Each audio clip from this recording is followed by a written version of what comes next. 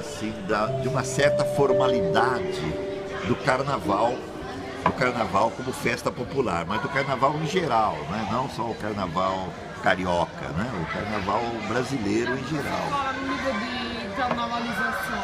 Pois é. Não sei se é o batismo. A maneira como eu utilizo no livro é, ao mesmo tempo, uma referência que o tropicalismo tem com o popular em geral, brasileiro, né? Quer dizer, a maneira como ele se apropria, absorve e transforma a festa, né? E como o carnaval se torna linguagem. Se torna linguagem, quer dizer, como a carnavalização da linguagem é um elemento fundamental no tropicalismo. Mas aí é uma transfiguração, né? Quer dizer, se a gente vai ao Bakhtin, você deve conhecer o Bakhtin, né? Quer dizer, ele trabalha com a valorização das festas populares, o carnaval do fim da Idade Média e do Renascimento, né? E como ele vai entender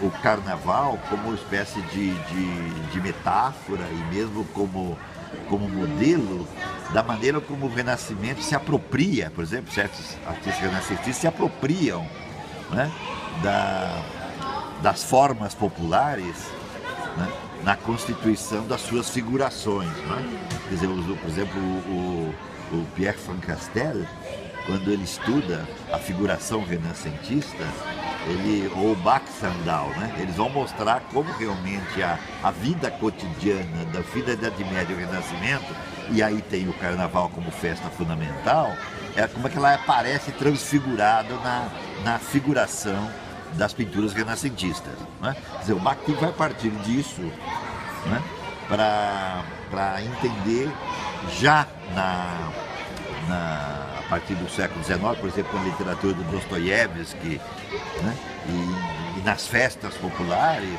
ele vai entender a maneira como a festa é transfigurada em linguagem, é transfigurada em modo de idioma. O que é fundamental, assim, em última instância, que estava na festa do fim da Idade Média e o Renascimento, e vai estar no carnaval brasileiro claramente, em todo o carnaval, aliás, do mundo inteiro, mas no Brasil de maneira muito especial. Não que o Bakhtin tenha estudado isso, mas por que no Brasil o Bakhtin se tornou importante para se entender o carnaval?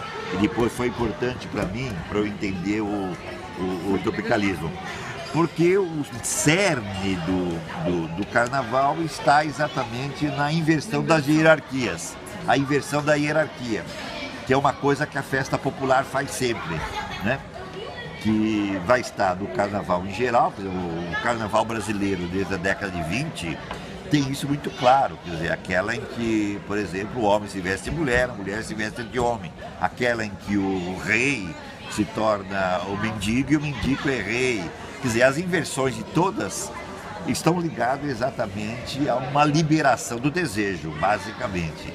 Está ligado, ou seja, a eliminação das hierarquias e das distinções sociais, a eliminação das classes, não só dos preconceitos de classe, mas a eliminação das categorias que regem os comportamentos, não só da vida cultural, como da vida individual. Isto é, a exploração das ambiguidades político, isto é, de pensar as assincronias brasileiras, de pensar a questão da desigualdade, da injustiça, e, portanto, de pensar uma via política de se enfrentar a desigualdade, a injustiça, o analfabetismo, a dominação do capitalismo internacional articulado ao capitalismo nacional. Ao pensar essa questão fundamental do país, que retinha o país num estado, como se chamava na ocasião, de subdesenvolvimento, né? Era uma expressão usada, que não se usa hoje, né? Mas na ocasião se usava, quer dizer, o Brasil é um país subdesenvolvido. Nem se falava muito não se falava só que ele era desigual, injusto, etc., dependente. Isso tudo, na expressão subdesenvolvimento, tudo era justificado, tudo cabia, entendeu? Então, para enfrentar esta situação de subdesenvolvimento, né, os diversos projetos político-culturais e artísticos que foram articulados tinham que lidar com essa categoria de povo, e ao lidar com essa categoria de povo, tinha que lidar com as polarizações ideológicas, da maneira como o povo aparecia. Ora, ele aparecia exatamente como uma coisa imóvel, quer dizer, o povo era alguma coisa que era distinto do resto do que seria a população brasileira, daí que usava-se a expressão de elitismo, não é verdade? Da elite. Povo não identificava todos os brasileiros. Povo era uma categoria histórica, ideologicamente configurada, que se relacionava com aquilo que depois nós vamos dizer que é da ordem do popular. É uma categoria ideológica que distingue. Povo é uma coisa, o resto são as classes que não são povo, percebe? Em italiano não pode traduzir. É o que se chama elitismo, quer dizer, existe o povo e existe a elite. Tanto povo como elite são categorias abstratas e digamos, mal configuradas teoricamente. Dentro da categoria povo cabe muita coisa, mas se entendia que naquela situação brasileira, povo eram os desapropriados da sorte, entendeu? Eram os danados do mundo, percebe? Os danados do mundo.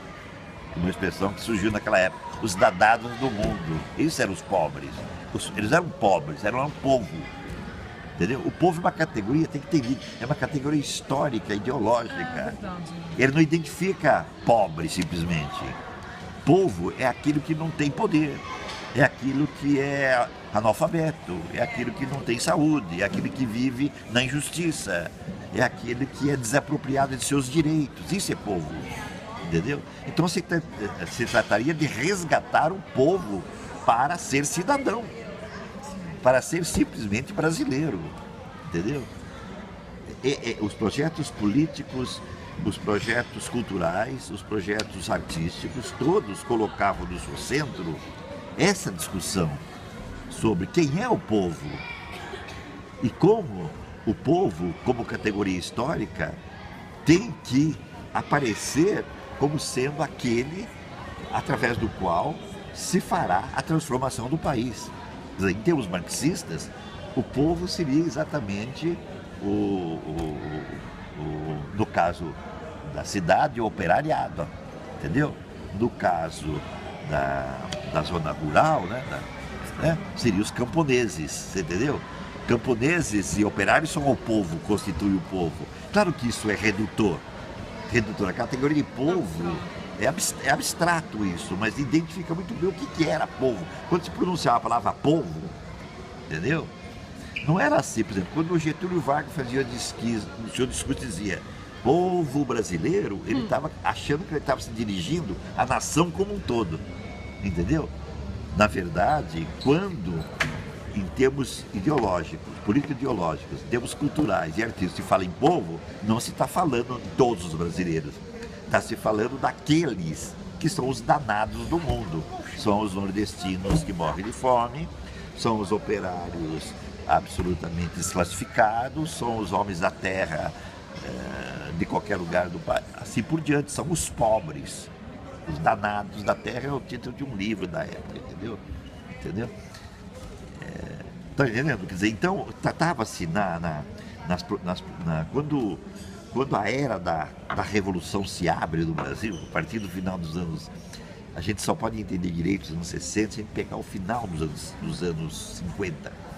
Não é só nas artes que os anos 50 são importantes. É que quando começa o processo de modernização do país, para valer mesmo, que é a década de 50, né?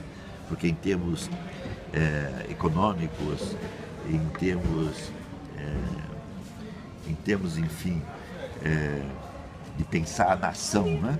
De pensar o desenvolvimento. Se começa a implantar a indústria de base, já com Getúlio Vargas, né? a Companhia Siderúrgica Nacional, a Petrobras, assim por diante, né? E depois, na década de 50, com Juscelino, a indústria automobilística e as outras indústrias, a indústria química, a indústria gráfica, enfim. Isso tudo é década de 50 que começa, tá certo? Quer dizer, nós temos o acirramento dessa contradição entre desenvolvimento e subdesenvolvimento. O país, ao mesmo tempo, ele percebe que ele já, por exemplo, São Paulo, por exemplo, já tem uma imagem do que é moderno, do que é a modernidade que vem com a indústria, mas a modernidade que vem com a cultura, que vem com as artes, e ao mesmo tempo conhece o que é não ser moderno, o que é a pobreza, o que é o povo, quer dizer, aqueles que não fazem parte da modernização. A modernização é desigual, ela vem e o povo é cada vez mais separado da modernização. Ele serve a modernização, mas ele não se moderniza, ele está à margem da modernização. Esse sentimento de desigualdade, né? Esse desequilíbrio, esse país desigual, entendeu? Ele não está muito claramente explicitado até os anos 50. Ele já aparece, por exemplo, se você pega um romance do Jorge Amado, ou do Graciliano Ramos, o romance nordestino, social nordestino dos anos 30, já aparece bem a desigualdade nesses romances todos, Zé Lins de Rego, o Graciliano Ramos, Jorge Amado, entendeu? Você tem a ideia, mas não é muito claro ainda em termos de uma reflexão mais global, entendeu? Você não tem essa ideia da desigualdade como sendo o fundamento da nação, entendeu? E da vida nacional. Você não tem isso. Mesmo o livro do Gilberto Freire, Casagrande Senzala, ele capta antropologicamente essa não é a desigualdade, ele capta essa diferença na constituição da sociedade brasileira. Que existe a Casa Grande, existe a Senzala, quer dizer, que isso permanece não só no campo como na cidade, que marxisticamente é a questão de classe, a divisão de classes. É a divisão de classes, tá certo? Mas a reflexão sobre assim, mais sociológica e política e artística sobre essa desigualdade não é muito clara até o final dos anos 50, quando exatamente por efeito de um golpe imediato de modernização rápida, como São Paulo, como está no filme do Luiz Sérgio Persson, São Paulo S.A., maravilhoso para isso, quer dizer, num golpe rápido, assim, de uma hora para outra o país se torna moderno. Década de 50, de uma hora para outra o país se torna moderno. Se torna moderno de um jeito que se torna mais desigual. A consciência de desigualdade cresce assustadoramente. No governo Juscelino Kubitschek, aliás, na transição do Getúlio para o governo Juscelino, há um período difícil da vida brasileira. Assume, por exemplo, o vice Café Filho, quando Getúlio se suicida, tal, né? Houve um problema sério político-militar aí com várias pessoas. Enfim, houve uma crise política nesse momento de transição, na morte de Getúlio em 54 até a eleição, e o Juscelino podia assumir. Houve um problema político. Bom, há um momento que quem é o presidente da República é o Café Filho. Nesse governo do Café Filho, e portanto deve ter de 55, assume, o Café Filho queria ser ligado diretamente ao gabinete da presidência da República, uma instituição chamada ISEB, Instituto Superior de Estudos Brasileiros, formado e são chamados para constituir o ISEB uma série de pensadores, filósofos, sociólogos e economistas, né? Por exemplo, bom, eu vou lembrar logo. O cara de maior projeção era um professor da Escola Nacional de Filosofia, chamado Álvaro Vieira Pinto, professor de filosofia da escola, né? Geralmente se faz também uma distinção assim, que é um pouco grosseira, mas ela é válida para o entendimento. De um lado, a chamada arte de protesto, o país de norte a sul, de leste a oeste, isto é, todas voltadas para a conscientização, para enfrentar essa questão brasileira que eu venho pintando aqui para vocês, pintando essa paisagem para vocês, de uma hora para outra aquilo para. Entendeu? O golpe parou tudo. Inclusive gerou uma perplexidade enorme em todos que estavam envolvidos, digamos, vamos chamar de estudantes e intelectuais em geral que estavam envolvidos, né, nesse trabalho. E também o trabalho, principalmente nos sindicatos, que foram decepados já em 64, os sindicatos em geral. Entendeu? Então, toda atividade popular articulada junto ao povo e com o povo, ou toda atividade que vinha da intelectualidade, isto é, na universidade, na reflexão, nas revistas, tudo isso de repente para, há uma perplexidade geral. O que é que aconteceu? Como é que de uma hora para outra, uma coisa que parecia um vendaval que tomava conta do país, para de uma noite para o dia, da madrugada de 31 de março para 1º de abril, para tudo. Entendeu? Ou seja, essa parada, quer dizer, é preciso repensar o que aconteceu. Portanto, é preciso repensar as estratégias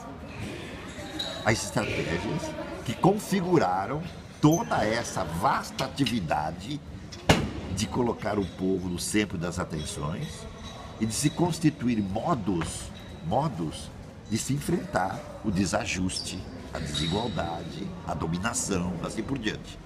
Entendeu? A resposta artística, cultural e intelectual surge já no final de dezembro de 64, com o show Opinião, no Rio de Janeiro. O show Opinião foi formulado pelo Teatro de Arena, com pessoas que vinham do CPC da UNE, portanto vinham do ISEB, passavam pelo CPC da UNE, né? O Boal, o Vianinha, o Sérgio Pontes e outros, um grupo de gente ligada ao teatro e que faziam essas atividades do CPC da UNE, que eram atividades mistas de teatro, cinema, música, misturados e literatura. Também não dá para eu mostrar agora, mas precisa pegar cada uma das coisas e mostrar o que é um auto. O auto era ao mesmo tempo teatro, ao mesmo tempo era um show de música, ao mesmo tempo tinha cinema, um filme, era ao mesmo tempo um filme, mas ao mesmo tempo era um manifesto político. Entendeu? Eles fazem esse show na zona sul do Rio de Janeiro, numa boate lá do Rio de Janeiro, um lugar de shows do Rio de Janeiro. E em cena tem 3 personagens. Um personagem do morro, típico, que é o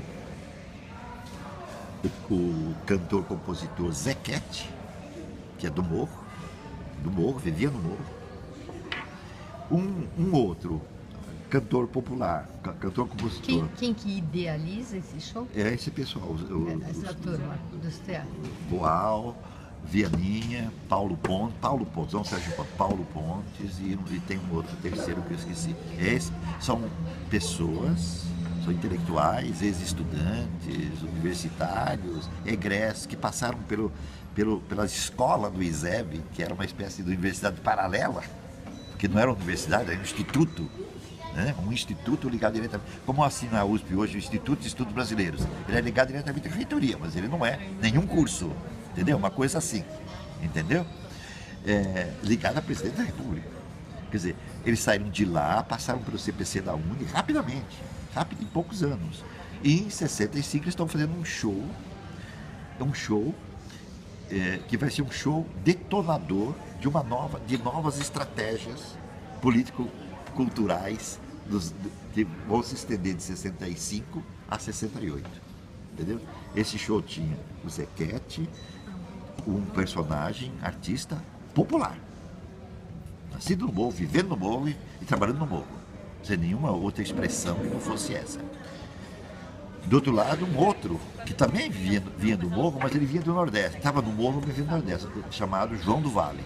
Ele nascido no Nordeste, mas estava atuando no Rio também. E, em terceiro lugar, uma moça que era da Zona Sul do Rio de Janeiro, chamada Nala Leão, que tinha visto nascer no seu apartamento a Bossa Nova, com o Jobim, o o João Gilberto, o Carlos Lira, etc. Foi do grupinho que fez a Bossa Nova no apartamento dela. Entendeu como é que é? Ambos estão no palco cantando músicas da tradição musical brasileira. Só que no meio eles colocaram duas músicas. Uma chamava-se Carcará e outra chamava-se Opinião. Músicas que já existiam. Carcará era uma música folclórica nordestina, que cantava esse animal, que é o carcará, que é um gavião, né? E desce assim naquela seca, né? Para pegar a carniça, né? A carniça, seja de boi, seja de gente, né? Que morre de fome e de miséria. Então o carcará vem, pega, mata e come, né? O que tem na frente dele. E a Opinião é uma música que o Zequete tinha feito uns 2 anos antes, no Rio de Janeiro, quando o Carlos Lacerda, governador da ex-estado da Guanabara, o estado da Guanabara foi criado uns anos antes, como sendo a cidade do Rio de Janeiro. A cidade do Rio de Janeiro era o estado da Guanabara, certo? O estado do Rio de Janeiro tinha a capital era Niterói. Né? Então o Carlos Lacerda, governador da Guanabara, tinha começado uma modernização da cidade, fazendo, além dos depósitos de água, que o Rio de Janeiro até então era uma cidade que de dia falta água, de noite falta luz, tá certo? Isso desde sempre, né? Ele enfrenta, ao mesmo tempo, fazendo as adutoras do Rio de Janeiro, ao mesmo tempo ele resolve interferir no favelamento, derrubando favelas e construindo conjuntos habitacionais. O Zequete, que morava num dos morros, acho que era o Morro da Providência, que ia ser destruído, ele cria essa música: pode me bater, pode me prender, que eu não mudo de opinião, daqui do morro eu não saio não.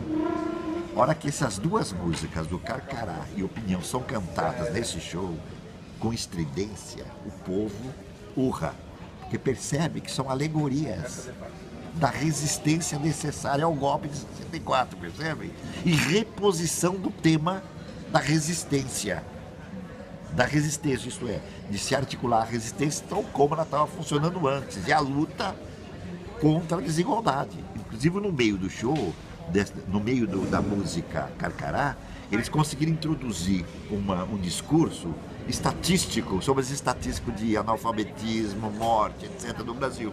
Num certo momento a música parava, os músicos paravam de tocar e se recitava essa ladainha. Era uma verdadeira ladainha nordestina que tinha a miséria do país. Quando então a Nara Leão teve afonia e foi substituído por uma mocinha de 17 anos, importada da Bahia, chamada Maria Bethânia, aí a coisa pegou fogo, porque a Bethânia, como a Nara cantava em voz bossa nova, voz baixa, que sempre foi o forte dela, a Bethânia foi a voz da estridência. A hora que a Bethânia cantava e jogava o corpo assim, viram isso no filme Uma Noite 67?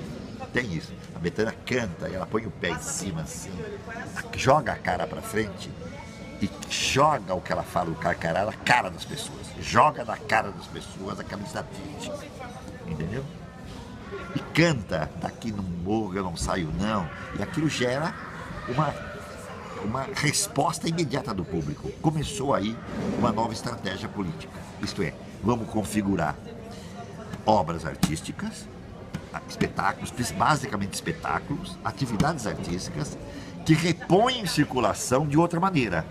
Nós não vamos mais nos dirigir diretamente ao povo, isto é, não vamos trabalhar mais diretamente como Francisco Julião com as ligas camponesas, não vamos diretamente ao morro trabalhar diretamente com os favelados, não vamos mais nos becos de São Paulo trabalhar lá com os enfiados nas favelas de São Paulo, vamos trabalhar com as classes médias, porque elas é que apoiaram o golpe de 64, elas que foram de crucifixo na mão na rua, na marcha da família, etc., para defender a religião, defender a propriedade privada e defender as terras. TFP, tradição, família, propriedade. Foram elas que deram o apoio civil para os militares dar o golpe. Então, assim, que é um golpe civil-militar, por favor. Não me fale em golpe militar, é um golpe civil-militar. E os civis é que fizeram o golpe, realmente. Os militares entraram para sustentar. Depois eles deram o trânsito a pé deles e pegaram tudo para eles. E ao invés de fazer eleição no ano seguinte, não deixaram mais ter nada. Jogaram os civis também. Mandaram o Carlos Lacerda embora, mandaram o Adhemar de Barros embora, mandaram todos os líderes civis, o Magalhães, todo mundo foi mandado embora. entendeu? Mas inicialmente quem articulou o golpe foram os civis que articularam o golpe, entendeu? Então a fala agora muda. Em vez de eu produzir um esquete político para levar para a favela, eu vou fazer agora um show para o Teatro Paramount em São Paulo, para atingir os estudantes de secundaristas, universitários, os intelectuais que atuam na imprensa e por aí atingir as mães, os pais, etc. e conscientizar esta gente, que foi o esteio sempre da Casa Grande. E a hora que eles se viram ameaçados, como estão sendo hoje, como acho que estão sendo outra vez hoje, eles vão para as ruas fazer as tais de passeatas e bater panela. Entendeu como é que é? Então é esse pessoal que nós devemos visar. É esse pessoal. Então muda a estratégia. É aí que surgem as grandes estratégias da segunda metade dos anos 60. As estratégias... E daí quem faz não é uma classe política, então, é uma classe artística. São artistas, intelectuais, artísticos, intelectuais, estudantes. Isso constitui uma nova, não é classe, mas é um novo bloco. É um novo bloco, entendeu? Esse bloco já existia. Ele apenas muda de funcionamento. Ele já existia antes de 64. Essa união entre estudantes, intelectuais, etc. Mas é engraçado isso, né? Porque os políticos... não é um grupo político, né? Os políticos estão ligados. Eles estão sempre relacionados com alguns partidos políticos ou com políticos. Os partidos estão proscritos, não se esqueçam. Depois de 64 não tem mais. Foram fechados os partidos políticos. Entendeu? Não tem mais. Depois foi criado a Arena e MDB, lembra? Dois partidos pelos militares. Não, mas todo mundo... São políticos, não são partidos, são políticos que estão associados, mas não diretamente, porque eles não podem se manifestar mais. Entendeu? Então a arte, os que fazem arte e cultura tomem em suas mãos, entendeu? O dever de reacender agora em novos parâmetros, entendeu? A mesma fala sobre o país subdesenvolvido, sobre o país desigual, sobre o país injusto e a necessidade e agora de estabelecer uma luta contra o governo militar, porque ele está novamente privilegiando a desigualdade, entendeu? Ele tem um discurso populista e desenvolvimentista. Entendeu? Claro, o governo militar desenvolveu a indústria, desenvolveu a pesquisa, tudo isso, claro. Existe isso no discurso, mas o país não muda, percebe? Como hoje, olha, me desculpe, mas hoje as pessoas batem panela, etc., mas o país não mudou. O país é o mesmo. A desigualdade cresce, entendeu? É o que se dizia na ocasião, temos que conscientizar essa classe intermediária, essas classes intermediárias, entendeu? E o melhor jeito de fazer isso é através da cultura. Quer dizer, e que os políticos continuam batalhando para eliminar os atos institucionais, para tentar repor o país na normalidade democrática. Os políticos continuaram, claro, muitos foram presos, os paivas da vida desapareceram, presos, mortos, etc. Entenderam como é que é? Rubens Paivas, né? Não foi só Rubens Paivas, foram outros, né? Foram desaparecendo, os que lutavam, outros resistiram, outros se exilaram. A luta continuou do lado político, mas que era uma luta difícil, porque não podia ter atividade política aberta. Então a política passava pela cultura e pelas artes. Então se formularam projetos. Esses projetos, como já disse, de matizes muito diferentes. Não era mais o CPC da UNE, entendeu? Agora era o Teatro de Arena de São Paulo, onde Augusto Boal ensinava Arena conta Bahia, Arena conta Zumbi, Arena conta Tiradentes.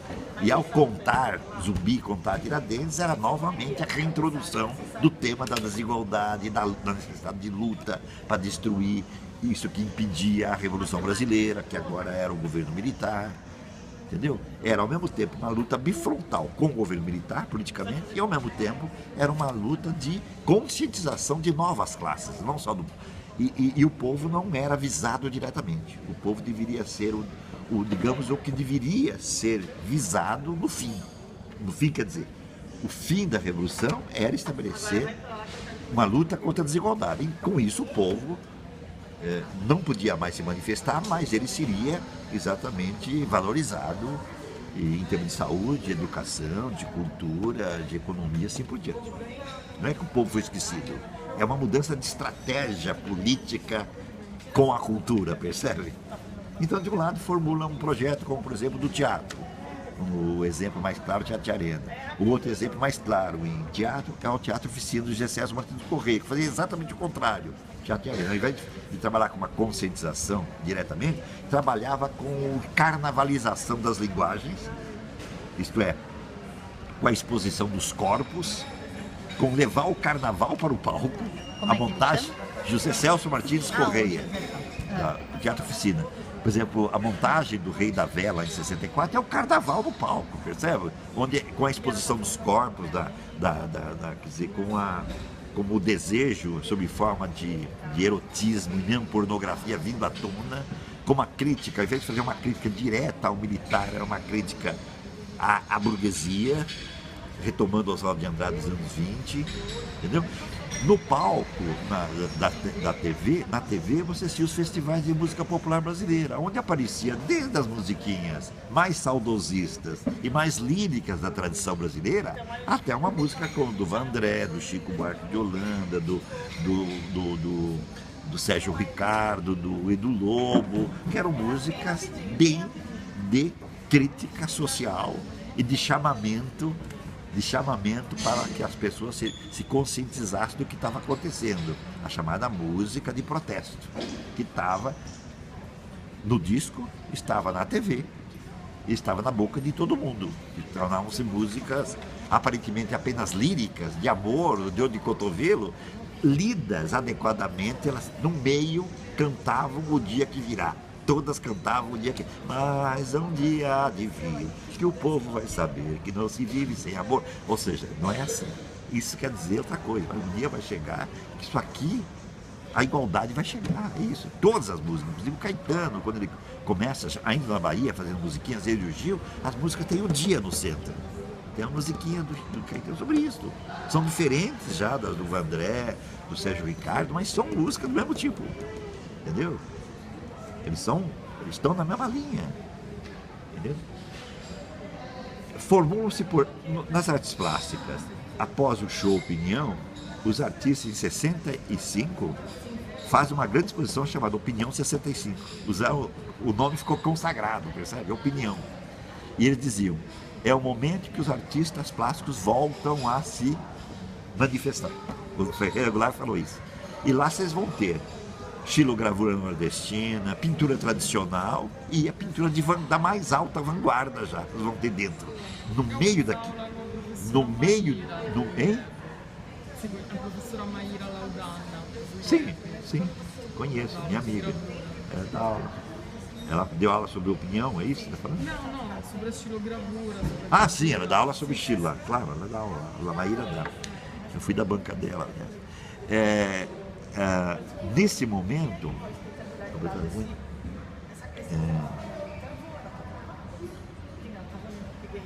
não, começa a criar os trabalhos. Não, os artistas plásticos. Os artistas plásticos. E na Opinião 65, ao lado de trabalhos totalmente convencionais, de todo tipo, aparecem trabalhos já com mensagens, da mesma mensagem que apareceu na música, do teatro e no cinema do Cacá Diegues, no cinema do Glauber, no cinema do Jabor, no cinema dos outros que aparecia, né? Aparece também, às vezes em obras abstratas, concretistas, mas aparece uma frase ou um jeito de configurar a forma que, lendo, por exemplo, seria um quadro assim do Skosteg, que é um artista que morava no Rio de Janeiro, em que tem os sinais de trânsito, mas a maneira como você lia o sinal de trânsito era a indicação de que você devia evitar a direita e ir para a esquerda, entendeu? E tinha uma outra palavra que dizia que era preciso protestar, entendeu? Isso é interessantíssimo. Aí vem o Antônio Dias, começa a fazer aquelas coisas com as vísceras expostas.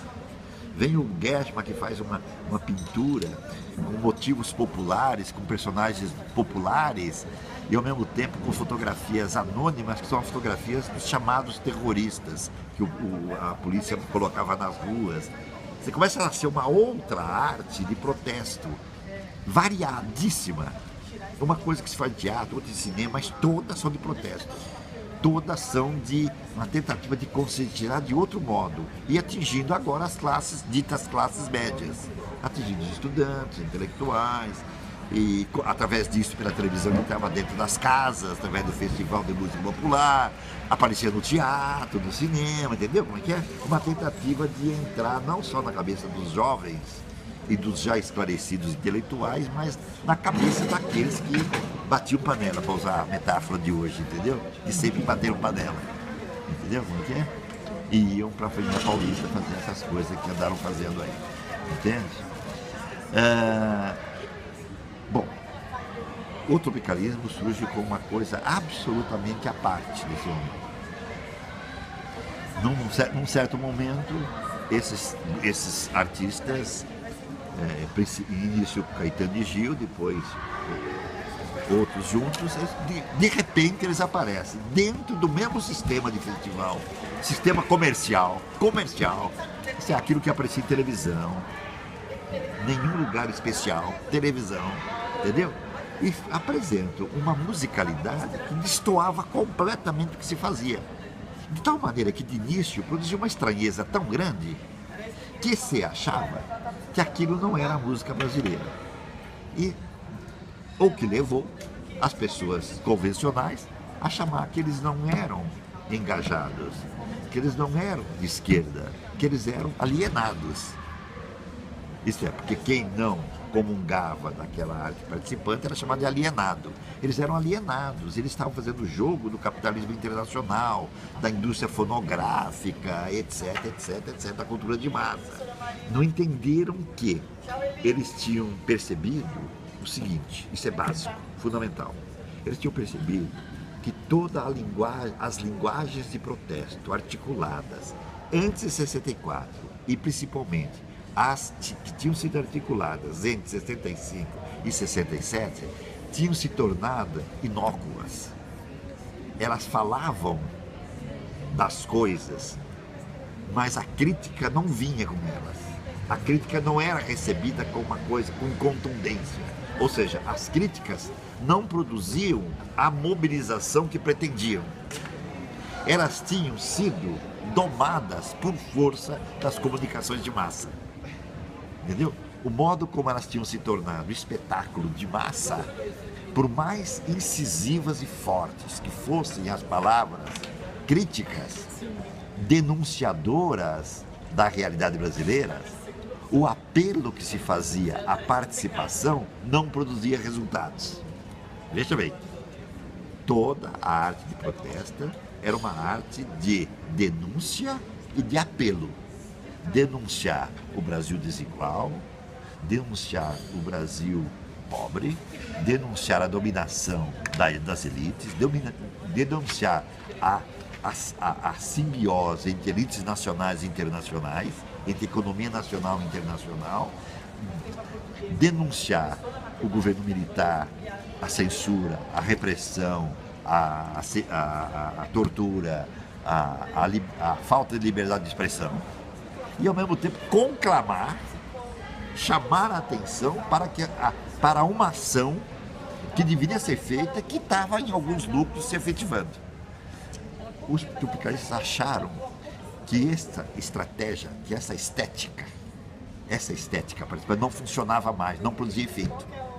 E que o efeito, se era a arte que se fazia, deveria vir daquilo que nós aprendemos com a chamada arte moderna, com toda a arte moderna.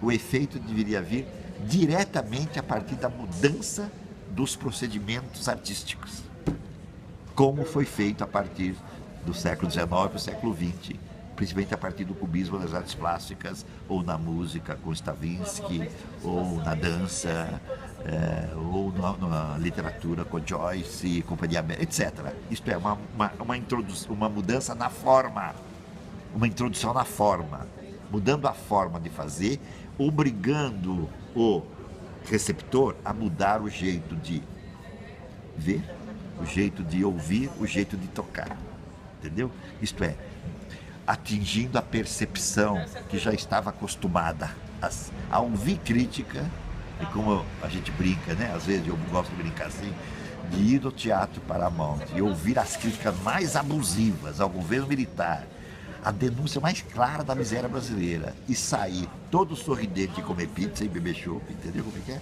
Ou seja, é horrível falar assim, mas é mais ou menos uma metáfora para dizer imobilista. Aquilo era, a denúncia era imobilista, era imobilista. Era preciso alguma coisa que mobilizasse os receptores. Então vamos trabalhar com a forma.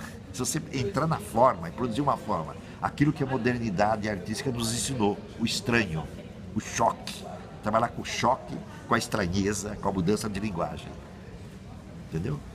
Então eles fazem isso, desde as primeiras músicas, desde a Alegria, Domingo no Parque, eles fazem uma música esquisita, que não era inteligível à primeira vista, e com uma musicalização por parte de arranjo e na interpretação, que também era totalmente estranha.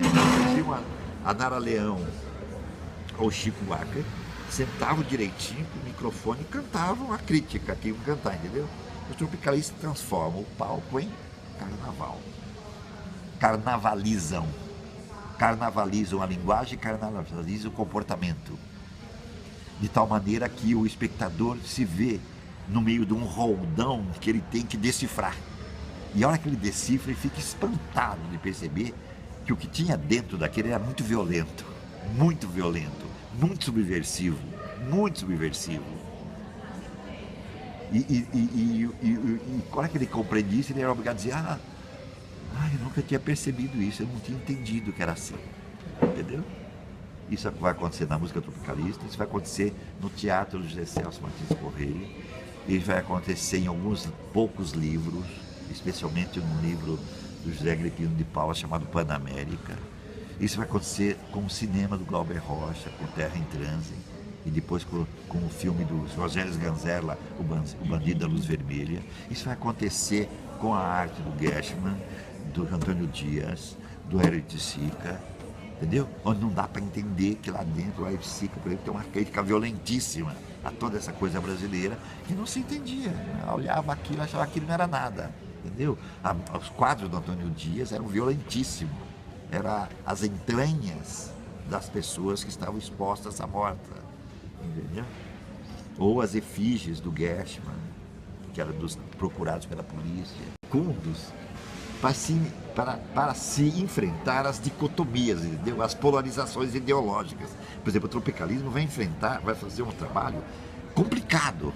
Ao mesmo tempo que ele vai criticar as polarizações elitistas, isto é, de elite e povo, de classe superior, classe inferior, cultura de elite, cultura popular, porque as músicas misturam, eles se apropriam dos ritmos, dos temas, das melodias populares e misturam com a coisa de vanguarda. Ele produz uma mistura de vanguarda, cultura de massa e cultura popular, entendeu como é que é? Ao mesmo tempo, ele vai se opor também à música de protesto, percebe? É aí que ele é chamado de alienado, dizendo que aquela música não tinha efeito. Era boa, era música interessante. Ele não vai dizer que o Chico é ruim, ele não vai dizer em nenhum momento que o Chico Buarque não era um bom músico, que o Vandré não era bom músico, que o Sérgio Ricardo era músico, que o Edu Lobo não era músico. Em nenhum momento eles vão produzir esse antagonismo desse tipo. Ele vai criticar a posição estética chamada de protesto, que estava disseminado na música, no teatro, no cinema, que não era eficiente. E não vai fazer isso com palavras, ele vai fazer isso fazendo uma outra música, percebe? Quer dizer, introduzindo na própria forma o aspecto revolucionário. Então o carnaval funciona aí como exatamente um elemento, um procedimento de vanguarda revolucionário, então na linguagem. Ao inverter as hierarquias, onde parece que uma coisa estava dada como definitiva, por exemplo, na música de protesto, que falasse o rico é sapato de pobre, é tamanco, o do rico é do samela, digamos. E num certo momento essa música é horrível, ela fala assim: a mulher do pobre é só minha, a do rico ninguém sabe de quem é. Percebe o preconceito? Percebe o preconceito? Tinha na música de protesto, é uma música famosa, viu? Uma das músicas mais importantes protesto. Ele vai falando de sapato de pobre é tamanco, do rico, fala do pobre é isso, do rico é aquilo. E chega um momento, a minha mulher é só minha. A do rico não saiu, não sei. Sabe esse preconceito de que na alta burguesia as pessoas tinham as mulheres à vontade e as mulheres que queriam de qualquer jeito, não é? A família não existe. O pobre não, o pobre é moral, ele é sério, ele casa e fica direitinho. Pura balela. Quando o tropicalismo fala dessas coisas, ele mistura, vai mostrar que não é nem aqui nem ali. Nem aqui nem ali. Ele vai criticar, num certo momento, na música Tropicália, num verso, ele vai criticar a política de direita, tomando como emblema o Carlos Lacerda, sem citar o nome, mas a gente sabe que é o Carlos Lacerda. Ao mesmo tempo, ele vai criticar a esquerda. E a gente sabe, ele vai tomar um fragmento do filme do Glauber, Terra em Trânsito. Quem entende, percebe. Quem não entende, não percebe nada. Ele critica a direita e critica a esquerda o tempo todo. O tempo todo. E não diz que ele tem a verdade e que a verdade está no meio ou está em outro lugar. Ele diz, nenhuma dessas posições polarizadoras tem a verdade. Nenhuma delas estão enfrentando aquilo que o Oiticica chamou de diarreia brasileira. Ou aqui o poeta Despinhatari e depois o músico Torquato Neto, tropicalista, chamou de geleia geral brasileira. Ninguém está enfrentando a geleia geral brasileira e a diarreia brasileira. Ninguém. Nós estamos fazendo o quê? Nós estamos expondo à luz do ultramoderno, a essa luz fria do ultramoderno, as assincronias do país, que são assincronias estruturais e são também intelectuais e artísticas. E o Brasil não está sendo devidamente percebido. Estamos expondo, não estamos dando solução. Esta é a alegoria tropicalista. A alegoria diz assim, o Brasil é outra coisa, não sabemos qual é. É outra coisa que nós temos que construir. Mas não é desse jeito que nós vamos construir, do jeito que está aí. É isso que ele está dizendo. Existe uma utopia. Existe uma outra coisa. Não, ao contrário. Essas utopias é que não funcionam. Não há utopia. Entendeu? Se ele não tem uma forma... Veja bem, tem essa utopia, que eu estou chamando de participante. Tem essa outra utopia, que é a conservadora. Ele não está colocando uma terceira utopia dizendo que é verdadeira. Ele não está colocando utopia nenhuma. Ele está deixando... Ele produzindo uma indeterminação. A indeterminação, em termos de arte moderna e contemporânea, quer dizer o seguinte, tudo está para ser produzido. E é naquilo que é produzido, enquanto é produzido, que você vai reconhecer alguma verdade. É isso que eu estou querendo falar para vocês lá. Vou chegar nisso já. Repete, por favor. A indeterminação é você não colocar um terceiro termo que resolva. Ou seja, eu estou querendo dizer que o tropicalismo não é dialético. Não existe uma tese, uma antítese e uma síntese. Não tem síntese nenhuma. O que existe é a crítica das duas posições e uma indeterminação naquilo que pode ser. Isto é, a abertura do campo do possível. Esse campo do possível será preenchido à medida que ele for sendo efetuado. Então, por exemplo, você só vai entender uma obra contemporânea, como eu disse para vocês já, quando você entender o que está sendo feito. Entendendo o processo, entrando no processo e nos conceitos articulados desse processo, é que você vai entender. Então, o tropicalismo não propõe uma terceira posição. Ele propõe um trabalho de construção. Indeterminado. Aí que eu acho que é temos mais 10 minutinhos, né? Sim, sim. Então, o tropicalismo é usado então para dissolver as polaridades. Isto é, aquilo que acontece no carnaval, na avenida ou no salão, em que as identidades, as subjetividades são dissolvidas. Olha, eu quando era garoto, adolescente, moço e fazia esse carnaval de rua, etc., os 3 dias do carnaval, aquilo que está cantado na música do Lamartine, etc., viu? Era o único, numa sociedade fechada, como a brasileira, e como era fechada, conservadora, religiosamente, moralmente, politicamente, em que os costumes eram domados, sexo, casamento, etc., o carnaval é o lugar do desbordamento, isso que é carnaval. desbordamento das fronteiras, inversão das hierarquias, onde o desejo corre à solta. Não quer dizer que todo mundo saía trepando à vontade, não acontecia nada disso. Eu morava no interior, por exemplo. Não trepava com ninguém, essa era a verdade. Com as mocinhas, minhas amigas, não acontecia nada, na verdade. Mas acontece que o carnaval é isto, é o lugar do desbordamento. E ele é usado. É por isso que na música canta assim, ó. Eu saio pro carnaval e daqui, ó, mulher, eu vou sair, daqui 3 dias eu volto, entendeu? Nesses 3 dias ninguém sabe onde eu vou, o que eu vou fazer. Esqueçam, é um intermezzo no mundo.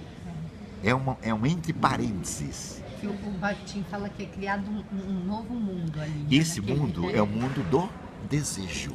É o lugar do desejo. O carnaval é o lugar do desejo. Então, quando o tropicalista põe o carnaval no centro do seu trabalho, é porque pela primeira vez na arte brasileira, o desejo é o centro do trabalho. O desejo, psicanaliticamente falando. Entendeu? O desejo que supõe a pulsão e supõe o sexo. Entendeu? Supõe o corpo. É o corpo. O corpo que se expõe e o corpo rasguei a minha fantasia. Rasguei a minha fantasia. Sabe? Como diz a música, né? Mas é o desejo e a liberdade? Não, o desejo é isto. É que eu estou falando em termos psicanalíticos. Quando se fala de desejo, na freudianamente falando, desejo é a pulsão. É a pulsão de vida. O desejo é o corpo. É o momento que o corpo livre, ele vai para onde ele é chamado, percebe? Isso é a vida, é um elogio da vida, é o hino em favor da vida, entendeu? É o lugar do sexo e da morte, entendeu? Essa relação funda da vida, né? Nossa, que é o sexo e morte, a relação entre sexo e morte, né? É o corpo, entendeu? Como diz você, não quer dizer que todo mundo saía por aí trepando, mas é isto, é o lugar que todo mundo se sentia livre para dizer besteira, para se vestir de mulher, para se vestir de homem. Entendeu? Hoje já não vale mais, percebe? Com essa história LGBT, etc., não vale mais essas fantasias, são besteira, entendeu? Como é que é? Mas naquele tempo, se vestir de mulher era uma grande coisa, assim, entendeu? Como é que é? Não é que eu seria gay. Não, mas vestir de mulher é uma afronta à sociedade, percebe? E a mulher se vestir de homem era uma afronta, não que ela fosse uma machona, não era nada disso. Não era disso, a coisa é simbólica, é o simbólico que conta. Nós estamos no domínio do simbólico aqui, entendeu? Por isso que o carnaval atual é desinteressante. Ele perdeu o simbólico. Ele virou mercadoria, ele é um mercado, ele é mercadológico, entendeu? O Joãozinho 30 ainda conseguiu manter algumas coisas boas aí, mas depois dele, mesmo que é bonito o que se faz, ele perdeu esse caráter simbólico, entendeu? Ou seja, de ser um elogio da vida. As sensações de vida que explodem no carnaval. É isso que o tropicalismo fez na música. É por isso que os espetáculos, as apresentações tropicalistas nunca eram estáticas, eram dinâmicas. A relação entre o cantor, os músicos, a roupa, o cabelo, os adereços, se tornaram carnaval. Logo depois, na Alegria, Alegria, como vocês podem ver no filme, vejam esse filme, viu? Só ver esse filme. Esteve em cartaz o tempo todo, tá? Hoje está até de Netflix ou Now, vocês encontram isso aí. Ou vendeu, para vender na TV Cultura. Essa noite não é um grande filme, mas ele dá uma ideia do que era naquele tempo. A primeira apresentação do Caetano do Gil em 67, o Caetano com Alegria, Alegria, e o Gil com o Domínio do Parque, era bem contida. O Caetano estava de terno, uma blusa rolê, como se usava naquela época, um paletózinho chinfrim que alguém prestou para ele, quadriculadinho, e chegou e cantou Alegria, Alegria, direitinho, entendeu? O Gil chegou vestido com casaco comum, de barba, assim, pôs o pai num banquinho e tocou Domingo no Parque. Uma semana depois, esses caras aparecem na TV transfigurados, em carnavalescos, com outras. Cabelos cresceram rapidamente, as barbas cresceram, os cabelos cresceram, as roupas tornaram-se parangolés, etc. Entendeu como é que é? E os músicos todos também se vestiram e virou uma parafernália carnavalesca, o palco. Tanto é assim que eles, em 68 eles fizeram um programa chamado Divino Maravilhoso na TV, foi censurado. Acho que eles só fizeram 3 programas, o último foi censurado, em que eles faziam carnaval no palco. Era uma sessão de carnaval. E onde aparecia de tudo. Eles Eles só não ficaram pelados totalmente, não transaram no palco, porque isso não dá para fazer na então, televisão naquele mas tempo. tanto Mas eles faziam nessa- todas as gestualidades que indicava isso. Nesse programa e nessa transformação, né, da apresentação, você acha que tinha esse desejo? Claro, desejo é isso. Desejo é quando as potências, as pulsões de vida explodem.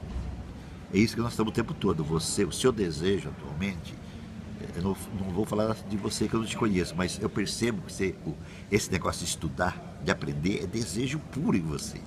Percebe? O Freud, sabe, pensamento para mim é desejo puro, não é só a gente ter o que a gente tem com as mulheres, com os homens, não é isso. Não quer isso, não é? Quando eu falo sexo... Nem eu estou pensando desejo, nisso. estou pensando em Não, pulsão, não. o que Não, mobiliza então, a que vida. Quando você, É o que vitaliza. é que quando você Entendeu? fala tanto desse programa quanto da transformação que eles fizeram, conforme se relata, assim, para mim não vem essa energia da vitalidade, né? Então, Mas se você começar a participar dos grupos que existem por aqui em São Paulo, você vai ver o que é isso. Sei. Você assiste para o teatro, esse teatro que não é o teatro comercial que está aí. Os grupos que são infinitos em São Paulo, ou os shows de rock, de música, os shows de rap na periferia, você vai saber o que é desejo. Você vai entender como é que isso explode o tempo todo. Vai ver um negócio de rap na periferia para você ver. Aquilo é explosão pura. É desejo que corre o tempo todo. Em coisas de teatro, de música, isso corre direto, o tempo todo. Mas assim, e entre o carnaval do Joãozinho, vamos dizer, o carnaval do tropicalismo... Então, é isso, quer dizer, o carnaval tropicalismo é um simbólico, tá vendo? Pega do carnaval o que ele tem de liberação dos afetos, do desejo, e aquilo que ele tem de forma, que é a mistura. E a mistura é a inversão de hierarquias. Ele assume as duas coisas, entendeu? As músicas tropicalistas funcionam como um carnaval, eliminando polarizações, eliminando as polarizações e produzindo dualidades, entendeu? Trabalhando com e. Vocês pegam a música do Caetano no Tropicália, ele vai pintando o Brasil. Quando termina a música, você diz assim, podia continuar. Aquilo é uma amostra do que é o Brasil. Mas você pode continuar, o Brasil é muito mais do que aquilo, porque é tudo ele, vai acrescentando, sobrepondo. Aquela história do Kurt Schwitters, que eu sempre estudei, ele vai achando prego, parafuso, ticket de metrô, bolsa, etc. Chega na minha casa, eu vou montando tudo, vou constituir um Mersbau. Esse Mersbau vai furar o teto, vai furar o... E se não for destruído por uma bomba, ou o cara não morrer, vai continuar eternamente. Entendeu como é que é? Esse é o E. Essa superposição que elimina hierarquias, que é a vida nossa. Atualmente, por mais que a gente seja careta, a gente casa, tem filhos, tem casa direitinho e tal, segue rituais, no fundo, a rigor, a vida da gente é tudo do E. A gente está o tempo todo superpondo coisas uma atrás da outra. Entendeu? É isso que o carnaval ensinou para o tropicalismo. Eles aprenderam isso. Entendeu? O que era a Carmen Miranda? Era exatamente, ela se travestiu de 1000 signos ditos tropicais, né? Aquilo é uma grande ironia. É um E em cima do corpo dela. E o que ela cantava e requebrava era mais um E. Assim por diante, entendeu? Isso é carnaval. Claro, o Joãozinho Tinto foi muito bom nisso. Até que ele pôde. Quer dizer, até que a indústria do carnaval não sufocou isso, porque o sufocou. Por mais que os carnavalescos sejam criativos, etc, isso não quer dizer muita coisa, viu? Porque aquilo é um espetáculo, todo ele hoje comercializado. Agora, a maneira como o povo do morro vive é outra coisa, hein? Vive o ano inteiro em torno daquilo, é um tipo de vivência em que o carnaval permanece vivo. Tanto que o desfile é que virou um produto comercial. Mas a produção do carnaval, os ensaios, são muito vivos e é carnaval no sentido puro ainda. Continua sendo.